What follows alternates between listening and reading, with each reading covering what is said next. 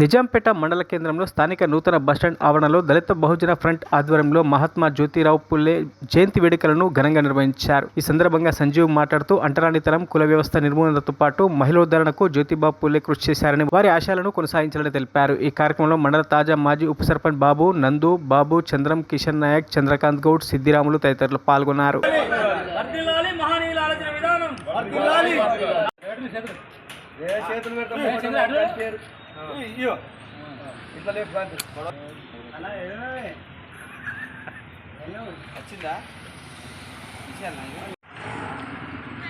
మన మహనీయులైనటువంటి జ్యోతిబా పూలే 189వ జయంతి ఉత్సవాలను నిజాంపేట మండల కేంద్రంగా నిర్వహించుకోవడం జరిగింది.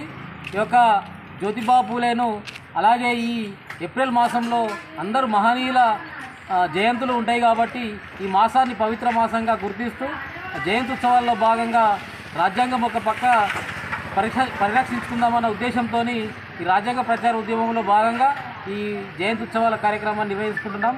దీనికి ఎస్సీ, ఎస్టీ, బీసీ, మైనార్టీ ప్రజలందరూ వీధిన గ్రామాన ఈ జయంతి ఉత్సవాలు చేయాలని ఉద్దేశం తెలియజేస్తున్నాం.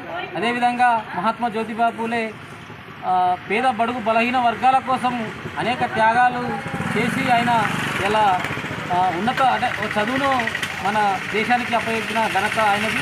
తన భార్య కూడా చదువు నేర్పి ఆమె ద్వారా మహిళలకు చదువు చెప్పిన గొప్ప ఘనత జ్యోతిబా పూలే అని తెలియజేస్తూ జై భీమ్.